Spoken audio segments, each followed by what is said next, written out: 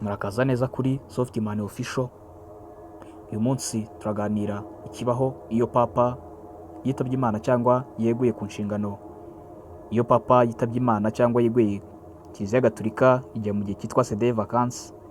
Muri icyo gihe ubuyobozi bwa Kiliziya buyoborwa n'inama y'abakardinali, College of Cardinal, baturutse hirya no hino ku isi. Gusa ariko ntabwo baba bemerewe gufata ibyemezo bikomeye birebana na Kiliziya kugeza hatowe undi papa. Hagati y'iminsi 15 na 20 papa amaze gushyingurwa, abakardinali bakora inama izwi nka conclave ikabera muri Basilika ya Mutagatifu Petero. Papa atorwa n'abakardinali 120 bari munsi y'imyaka 80. Kugeza ubu Kiliziya Gatolika ifite abakardinali bagera ku 135 bakiri mu nshingano ndetse n'abari mu kiruhuko cy'izabukuru, aho bose hamwe ari 252. Ukurikije ibisabwa nibo bemerewe gutora gusa. Ibi bivuze ko mu bakardinali 135 Kiliziya ifite kugeza ubu abagera kuri 15 batitabira umuhango wo gutora papa mu rwego rwo kwita ku ihame ry'uko buri gihe abagomba gutora ari 120 batarengeje imyaka 80. Iyi nama y'abakardinali izwi nka conclave ntabwo iba rimwe ngo ihita irangira, ndetse iki gihe ntabwo baba bemerewe gukoresha telefone, kuvugana n'itangazamakuru cyangwa se irindi tumanaho ryo hanze iryo ari ryo ryose bagira bahura naryo. Ibi bikorwa kugira ngo Roho Mutagatifu akomeze abiyobore muri icyo gikorwa, ndetse kugira ngo hatagira aho bahurira n'abantu bari abanyapolitike bashobora kubaha amahitamo y'uwo bagomba gutora. Ibikorwa byose Kiliziya yemera ko umugabo wese wabatijwe cyangwa umurayiki ashobora gutorerwa kuba papa. Gusa ntabwo birabaho kuva mu mwaka w'1378. Uyu munsi umushumba mukuru wa Kiliziya Gatolika ku isi atorwa aturutse mu nama y'abakardinali.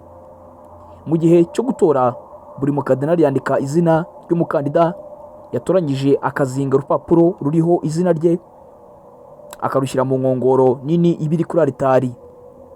Abakardinali kandi bavuga isengesho bambaza Yesu Kristo nk'umuhamya ndetse nk'umucamanza wabo. Kugira ngo papa atorwe agomba kubona nibura amajwi angarira 2/3.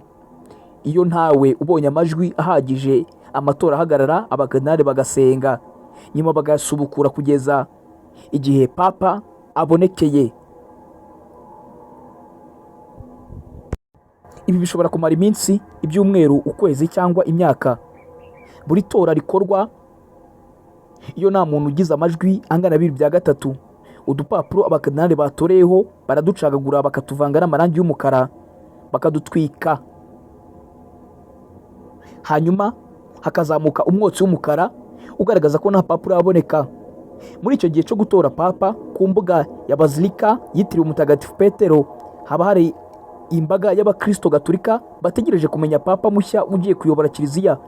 Buri munsi hakorwa amatora inshuro enye, 2 mu gitondo, andi 2 nyuma ya saa sita. Hashobora kuba amatora inshuro runaka kugeza igihe umwe mu bakardinali abonye 2/3 by'amajwi kugira ngo atsinde. Iyo abakardinali bakoze amatora inshuro zigera kuri 36 zose nta papa mushya uraboneka, bahita bafata abakandida 2 bagize amajwi menshi kurusha abandi, maze hagakorwa amatora y'abo 2 bihariye.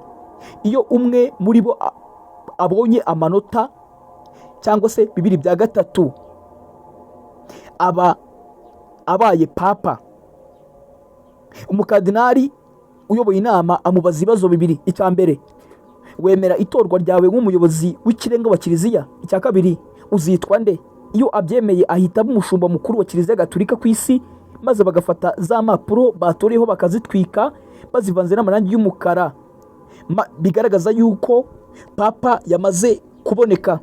Icyo gihe umuyobozi w'inama y'abakardinali arasohoka agahagarara mu ibaraza rya Basilika yitiriwe Mutagatifu Petero, maze akavuga amagambo yo mu Kilatini ngo habemus papam, bisobanuye ngo dufite papa.